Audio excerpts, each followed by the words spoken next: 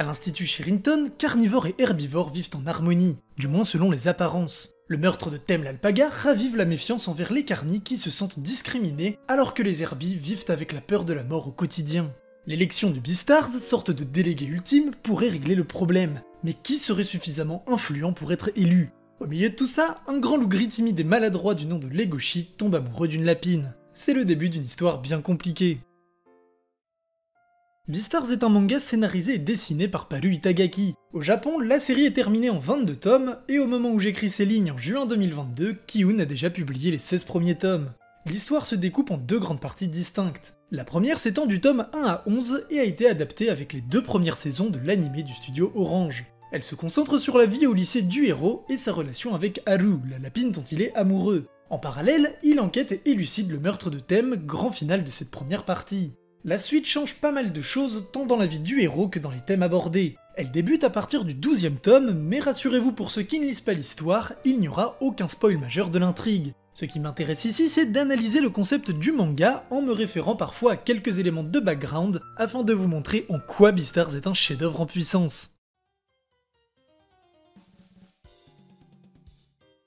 Beastars met en scène des animaux anthropomorphes, c'est-à-dire des animaux avec des caractéristiques humaines. En l'occurrence, ils s'habillent, parlent et vivent dans une société similaire à la nôtre. Le procédé est extrêmement répandu, à commencer par les fables de La Fontaine et le roman de Renard, mais aussi avec La ferme des animaux de Orwell, Mouse de Art Spiegelman, La bête est morte de Calvo, ou plus récemment avec l'excellent Black Sad. Sans compter la multitude de séries et films d'animation qui s'en servent, notamment les Looney Tunes et les productions Disney. Bref, utiliser des animaux au comportement humain est presque commun, mais dans quel but ? Eh bien le procédé offre de nombreux avantages aux auteurs. Il permet de caractériser facilement chaque personnage, aussi bien dans leur comportement que dans leur visuel. Par exemple, dans les fables de La Fontaine, le renard est généralement un personnage malin, car l'animal est réputé pour l'être. Dans Black Sad, le berger allemand est le chef de la police, car le chien est réputé fidèle, mais aussi le compagnon privilégié des forces de l'ordre. Enfin, dans Robin des Bois, le serpent est un fourbe manipulateur et les lions sont des rois. Les comportements des animaux permettent de définir les fonctions et les caractères des personnages qui les inspirent, dans les grandes lignes bien entendu, en tout cas pour les meilleurs. De plus, visuellement, les animaux possèdent une identité bien plus marquée. Un chat et un oiseau sont de base bien plus reconnaissables que deux humains. Encore une fois, prenons l'exemple de Robin des Bois, ou même de Black Sad. On distingue la plupart des persos grâce à leur visuel animalier. Il n'y a pratiquement pas une espèce identique dans les personnages principaux du Disney. Dans le même ordre d'idées, utiliser des animaux est également un bon moyen pour dépeindre un univers riche et varié qui s'adapte aux caractéristiques de chaque espèce. Et oui, je fais référence à Zootopie que vous avez certainement en tête depuis le début de la vidéo. La comparaison avec Beastars semble inévitable car les deux œuvres sont sorties pratiquement au même moment. Et puis surtout, elles ont beaucoup de points en commun au-delà de la simple utilisation d'animaux humains. Leur univers entier est conçu pour s'adapter à la vie des animaux, ce qui est d'ailleurs une magnifique claque visuelle dans le film Disney. Toutes deux se détachent également des rôles prédéfinis des animaux et s'en servent même pour détourner les codes et s'en moquer. Pourtant, la comparaison s'arrête là. Alors bien sûr, je suis sûr qu'on pourrait trouver tout un tas de points communs, mais dans le fond, les deux histoires se démarquent et Beastars va beaucoup plus loin en termes de profondeur et de complexité de développement. Et en même temps, c'est normal, l'un est un film de 1h30 et l'autre est une série de 22 tomes. Zootopie aborde en premier lieu les discriminations. Les herbies et petits animaux sont toujours relayés à un rôle secondaire par rapport aux importants carnivores, mais on nous montre aussi les dangers d'une discrimination inverse, puisque les carnis deviennent des coupables d'office et sont toujours soupçonnés. Finalement, le problème n'est pas qu'un carni ou un herbier est plus dangereux ou non, cela dépend tout simplement de chacun. En gros, on ne doit pas coller d'étiquettes en fonction des espèces, des ethnies ou toute autre différence physique. L'aventure de l'héroïne apporte ainsi un message d'espoir en nous disant qu'il faut braver les préjugés, se battre contre les discriminations et croire en ses rêves afin de changer la société. Autant dire un message très positif, et c'est ce qu'on aime chez Disney. Beastars est en revanche plus nuancé, mais surtout plus réaliste, sans pour autant se montrer défaitiste. Les meilleures œuvres avec des animaux sont selon moi celles qui ne le font pas gratuitement, mais qui au contraire exploitent ce concept à fond. Par exemple, Zootopie est selon moi 1000 fois plus pertinent que Robin des Bois, car ce dernier s'en sert simplement pour caractériser ses personnages, parfois résumés à des fonctions comme avec les rapaces, alors que Zootopie délivre ses messages par le biais des animaux. Idem dans les cartoons, les animaux sont surtout utilisés pour leurs caractéristiques visuelles, et surtout parce que cela atténue grandement la violence. Si Tom et Jerry se passaient avec des humains, autant dire que la série serait interdite aux enfants. La ferme des animaux en revanche les utilise pour mettre en évidence les rouages d'un système totalitaire de façon simple et compréhensible grâce aux caractéristiques de chaque animal. Le récit devient ainsi universel. Idem avec Maos qui aborde l'Holocauste juif à un moment où il était encore très tabou, en transformant ce peuple en souris et leur oppresseur en chat. Et Beastars dans tout ça. Comme je le disais en parlant de Zootopie, le manga de Paru Itagaki se sert des codes habituels pour mieux nous tromper et pousser un peu plus loin l'exploitation du concept des animaux anthropomorphes. Chaque espèce a des points communs. Les canidés sont par exemple très tactiles et fidèles, mais Legoshi n'est pas un grand méchant loup. Au contraire, il est timide et maladroit. L'auteur s'en amuse d'ailleurs beaucoup puisqu'elle nous présente Legoshi comme une ombre menaçante dans les premières planches où il apparaît, et il paraît même être le coupable idéal au meurtre de Thème. De son côté, Louis est un riche héritier très sûr de lui et charismatique, et Haru est loin d'être une petite lapine sans défense. Ironiquement, elle est même considérée comme une prédatrice alors qu'il s'agit d'une Herbie car elle enchaîne les conquêtes sexuelles.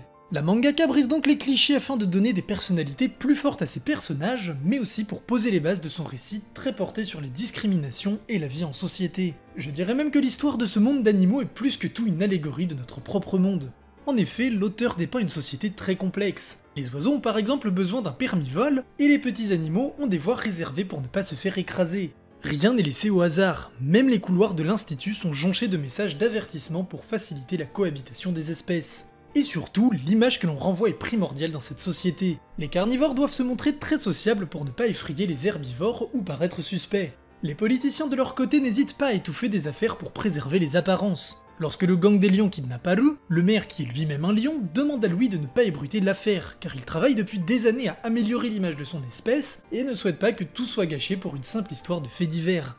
Idem avec le ministre vis-à-vis des mariages mixtes. Lorsqu'un hybride se met à tuer des herbiers en série, il refuse de rendre l'affaire publique pour ne pas donner une mauvaise image des couples mixtes qu'il essaie de promouvoir. Il va même jusqu'à déclarer que les couples mixtes ne sont pas qu'un simple effet de mode, mais une véritable mutation de la société. Une déclaration qui favorise justement les couples mixtes par effet de mode. Haru le constate à l'université, où une lapine et un tigre sortent ensemble pour la frime avant que ce dernier ne perde le contrôle et tente de la dévorer. Tout est question d'apparence, à un tel niveau que la plupart des comportements paraissent artificiels, ce qui rappelle volontairement notre société avec une critique évidente des réseaux sociaux, où il est par exemple très bien vu de poster des photos entre Herbie et Carny pour montrer sa sociabilité. Mais une fois que la photo est prise, le Carny et l'Herbie en question ne s'adressent pratiquement pas la parole et repartent chacun de leur côté. Cette quête incessante du paraître et de l'image dresse ainsi une critique de notre société moderne, où l'image est tellement présente qu'elle n'a plus vraiment de sens. Mais elle apporte également de nombreux questionnements autour de notre condition humaine. Les carnivores et par extension les humains sont-ils esclaves de leurs pulsions animales? Peuvent-ils les contrôler ou s'en détacher? Et si oui, comment faire? Évidemment, ce monde animal fait en sorte de faciliter la vie en société. Les élèves de Cherrington doivent par exemple respecter les biosheures, 2 heures par semaine durant laquelle ils se rendent dans une salle reproduisant leur environnement naturel. Les canidés sont ainsi exposés à une lumière lunaire artificielle. Il existe également une sorte de complexe de jeu adapté à chaque espèce pour que les animaux se défoulent et libèrent leurs réflexes constamment refoulés, comme celui de courir après une balle pour les canidés.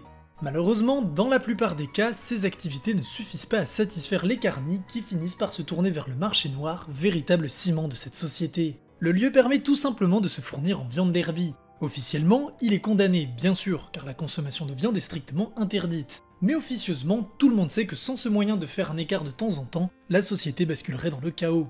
Revers de la médaille, les carnis sont donc vus comme des êtres monstrueux incapables de réfréner leurs pulsions meurtrières, ou en tout cas leur besoin de consommation de viande. De ce fait, les herbiers vivent avec la peur de la mort au quotidien. Leur constitution les rend dans la grande majorité des cas plus faibles physiquement qu'un carni. Ils vivent avec cette peur au ventre en se disant qu'à tout moment, un carni, aussi amical soit-il, peut perdre le contrôle et le dévorer. Le concept même de société est remis en question. Herbie et Carny peuvent-ils vraiment se comprendre, s'accepter et vivre ensemble du fait de leurs différences? Malgré une grande vigilance, les accidents sont fréquents. Pour preuve, lors d'une séance du club de théâtre, un Herbie se fait arracher un bras en jouant avec un Carny. Cet acte n'est absolument pas dû à un quelconque esprit de prédation, mais purement un accident du fait de la différence de force. Autre exemple, les ursidés sont contraints de prendre un médicament atrophiant leurs muscles, car leur force physique est démesurément plus forte que la plupart des autres espèces. En conséquence, si les herbies vivent avec leur peur des prédateurs, les carnis font face à une discrimination plus ou moins passive en permanence. Ces derniers sont très stigmatisés et bien souvent, ils souffrent d'être mis dans le même panier. Suite au meurtre de Thème, on demande à Legoshi de ne pas agir de manière louche, quoi que ça veuille dire, car il pourrait être considéré comme coupable juste à cause de ça, sachant qu'il est déjà suspect du fait d'être un grand loup gris associable.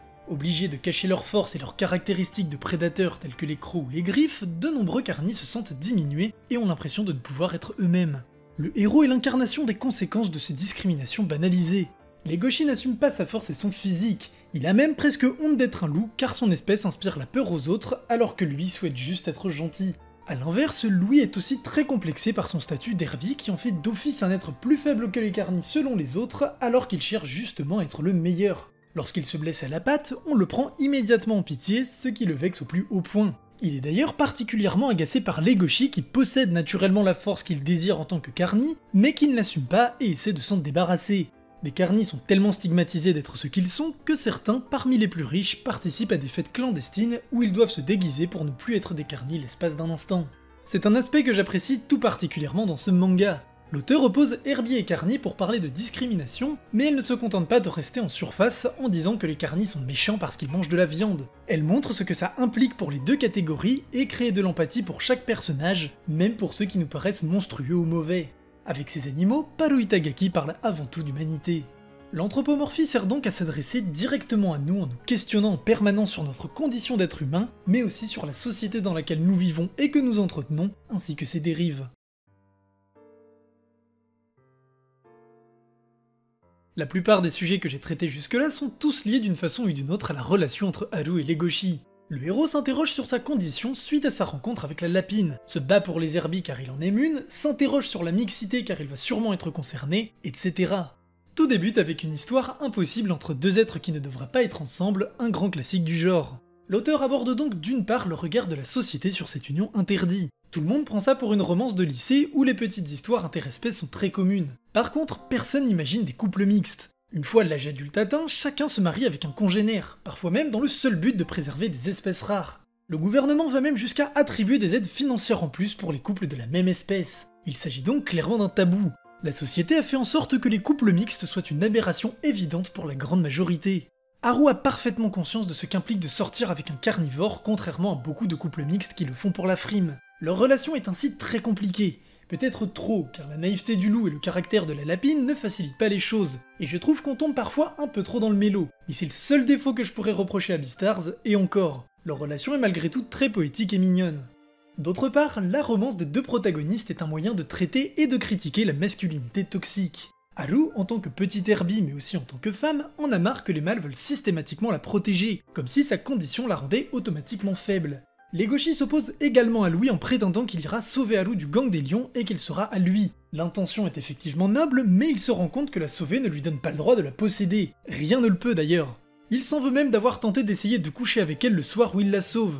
Legoshi souffre lui aussi de cette masculinité. En tant qu'homme, il est plus fort physiquement, ce qui est accentué par son physique de loup. Mais tout le monde le voit comme un prédateur ou quelqu'un d'imposant et puissant, alors qu'il est surtout extrêmement timide et attentionné. Même en amour, les deux souffrent de préjugés tant à cause de leur espèce que de leur sexe. Comment ne pas parler du style graphique de Paru Itagaki? Vous l'avez probablement remarqué avec les très nombreuses illustrations depuis le début de la vidéo, la mangaka possède un style très marqué que je trouve tout simplement incroyable. Elle est capable de passer de dessins proches d'un brouillon à des illustrations d'une grande précision. Les premiers ne sont malgré tout pas moches ou mal dessinés car ils servent son récit. Ces dessins plus légers sont souvent utilisés dans des moments peu marquants du quotidien, de façon à souligner les moments importants et les scènes marquantes grâce à un dessin plus précis, mais aussi plus esthétique. Dans les premières pages du tome 1, Legoshi est par exemple représenté comme une ombre imposante et menaçante. L'artiste adapte son dessin en fonction des personnages afin de les caractériser, mais aussi en fonction des scènes pour créer des atmosphères bien particulières. Le meurtre de Thème retranscrit à merveille l'urgence de la situation. Elle joue avec les ombres pour cacher l'identité du meurtrier, mais aussi symboliser l'ombre du prédateur qui recouvre peu à peu l'alpaga. Et lorsque la silhouette du coupable apparaît enfin, il n'est qu'une forme floue gribouillée et pratiquement informe. La façon de le représenter le rend encore plus menaçant que n'importe quel animal, car l'angoisse vient ici en partie d'un danger inconnu et monstrueux. Plus qu'un animal, la menace est un instinct dont l'agresseur a perdu le contrôle et qui l'a transformé en monstre. Ces nombreuses scènes sont renforcées par l'utilisation de nombreuses trames qui viennent accentuer les réactions des personnages ou les ambiances d'une scène, mais aussi par le découpage. Je pense que c'est ce qui m'a le plus frappé lorsque j'ai découvert la série. L'enchaînement des cases varie constamment. Il y a des cases de toutes les formes dans tous les sens, sans pour autant que ce soit illisible. Bien au contraire, elles rythment le récit et rendent le lecteur toujours actif. La spécialité de l'auteur est d'ailleurs sa façon de symboliser l'écoulement du temps par de multiples cases de petite taille. Ce découpage mêlé au dessin très marqué de la mangaka donne à Beastars une apparence unique qui contribue à dépeindre ce monde si particulier et riche en détails. Si les premiers chapitres peuvent dérouter, il est ensuite difficile de quitter cet univers. Beastars est une œuvre très complète et je n'ai volontairement pas abordé tout ce que j'avais en tête afin d'éviter de vous spoiler. Paru Itagaki consacre par exemple régulièrement un chapitre à un personnage random, lié de près ou de loin à Legoshi, afin de multiplier les points de vue des différentes espèces. Cet univers est rempli de subtilités qui font son charme et que je vous laisse le plaisir de découvrir. Les nombreux thèmes brassés au fil des pages et cette esthétique si singulière font de Beastars l'un des mangas les plus pertinents de son époque à mon sens. Et c'est là toute l'intelligence d'utiliser des animaux anthropomorphes. L'auteur a beau être japonaise, les animaux sont un parfait moyen d'aborder des sujets tout aussi universels que l'amour, la tolérance, la discrimination ou encore la condition humaine. Traiter autant de sujets sans alourdir le récit tout en continuant de l'enrichir est également une prouesse. Tome après tome, l'auteur éveille un peu plus mon intérêt, et la richesse des thèmes permet à n'importe quel lecteur d'être concerné de près ou de loin par l'histoire. Beastars est donc un chef-d'œuvre en puissance que je vous recommande vivement, que ce soit en manga ou en animé. J'attends maintenant votre avis en commentaire, on se retrouve pour de prochaines vidéos, salut à tous.